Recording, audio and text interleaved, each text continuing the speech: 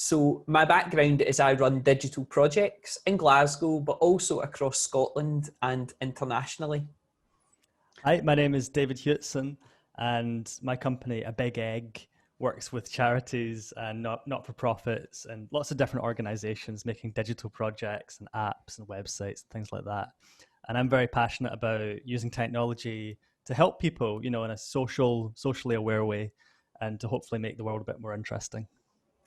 So we're interested in ways that we can improve people's digital skills through engaging and interactive learning experiences.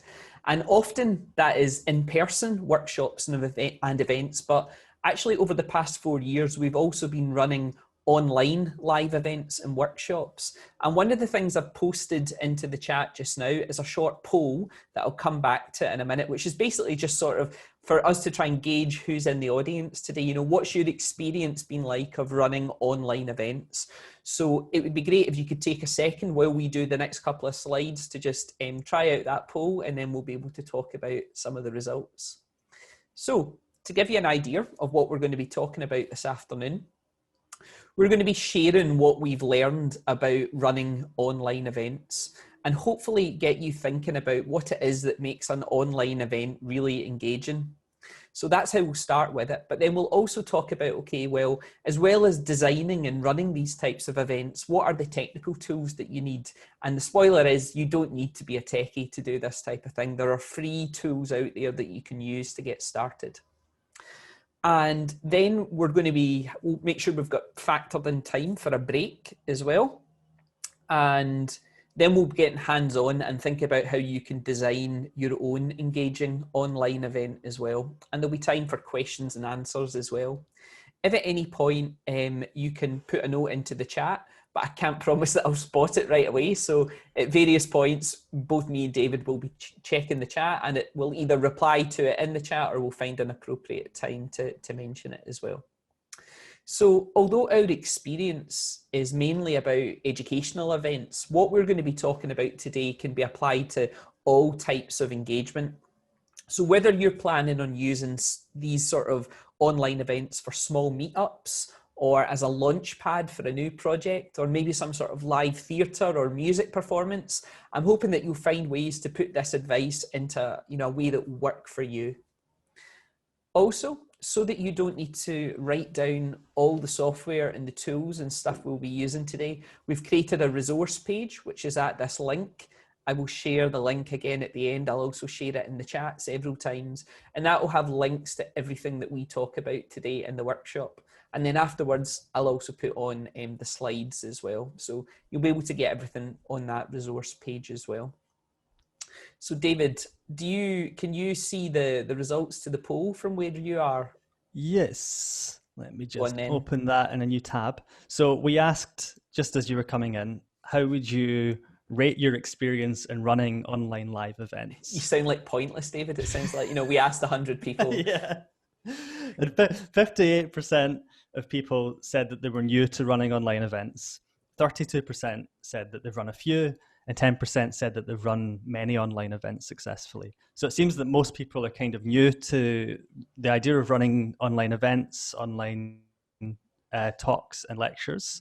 And that's really good to know, because it means that we can hopefully share some tips that will help you get started with doing this kind of stuff online. Perfect. So in this pandemic, we're seeing a lot of examples of people using technology to come together while keeping apart. And we've seen universities, colleges, schools, and other youth groups are being forced into this sort of rapid digital transformation. And in Scotland, we've always celebrated collaborative learning where peers are sharing their skills and knowledge towards a common goal. So David and I thought about, this was even before the pandemic, so this was like 3 or 4 years ago. How could we use this technology to do things on a bigger scale? Wouldn't it be great if we could get people from across the country working together to achieve an inspirational common goal? We wanted them to pull off the largest cybercrime in Scotland by robbing a bank. So over the past 3 years, 30,000 young learners have taken part in an online bank heist. So in classrooms from Highlands to the Borders, they took part in a live interactive activity that explored digital skills related to cybersecurity. So before anyone tips off GCHQ, we should probably explain ourselves.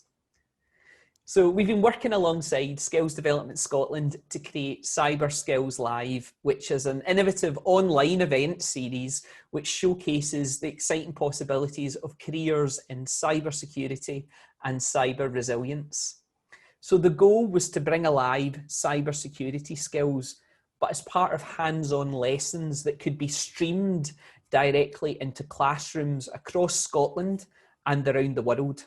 So to give you an idea about what one of these events looks like, I will show a short video. So let's watch this together.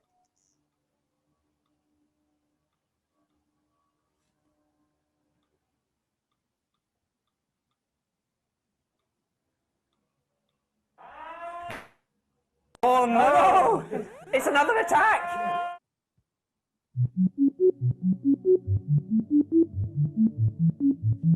Today, you're going to get hands-on and learn cybersecurity skills. 2%? 2%. So, where is everyone restarting these IP addresses? So the command is update-firewall, then a space, and then an IP address.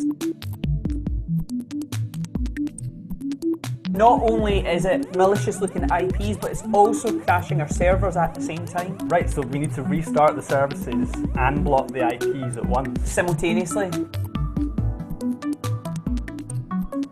How are we going to handle that many attacks? Well, luckily we've got a distributed network of digital defenders. Half the class could block IPs, the other half could restart services. There's nothing else out there that's doing what these lessons are doing. Figure something out, because we're down at 3%. There are house fires, and the sirens aren't going off. All clear. It's clear. Excellent work. Really well done. I think you should give yourself a round of applause.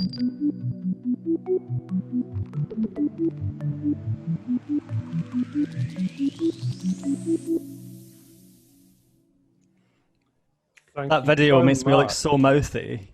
Thank you I so can't much. stand That is it. brilliant. That is amazing.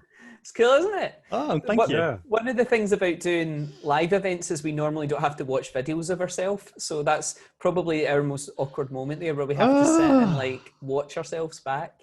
But yeah, so over the past 3 years, we've run over a dozen of these online sessions. So each session was broadcast from our digital den in Glasgow, and schools and groups could register in advance, and then we sent them a link to watch a live streaming video. So it was done through YouTube.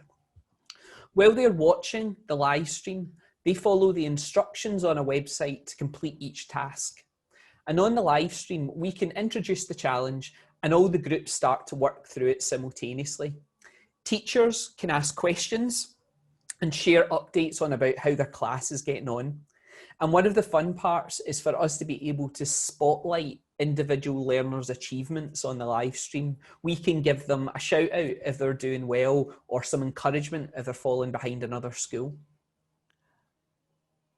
So we designed all of these activities with the idea that we wanted the learners to need no technical knowledge or computing skills to take part.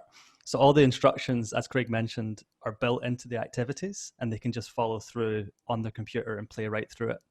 And feedback from one of the teachers who took part in this was that they really liked the fact that everything was set up for them. They didn't have to prepare anything. They didn't have to install software or test anything. They just went onto a website and it worked. So to complete the activities, it all takes place in your web browser. So as long as you can connect to the internet on a tablet or a laptop, you can take part and play through the activities. And this was a really big achievement for us, because oftentimes digital skills projects, and particularly cybersecurity projects, require the learners to install a lot of software, have a special computer set up, have to install stuff that's really hard to get past a school web filter. So we deliberately set out to make it as simple as possible, to take away all the barriers basically, so that learners could just get involved and not have to worry about anything. And we've really been delighted with the response to these activities. We've had people taking part in schools, colleges, universities, mostly from Scotland. I mean, it's a Skills Development Scotland project, so it makes sense that they're mostly from Scotland. But we've also had groups taking part from London, Dublin, across Ireland, and across the United States as well. About 40% of our users now are coming from the US. Some from Russia as well, David. Russia, yeah, and Russia. And and the feedback from the teachers has been so encouraging, because we know that it's met a specific need that they have to deliver this kind of learning in the classroom without faff, and it's given them a new way to explain digital skills that they didn't have before. And the learners really like it as well. They enjoy the fact that the activities are so interactive, and that we get to address them directly as adults and encourage them and make them feel a part of it.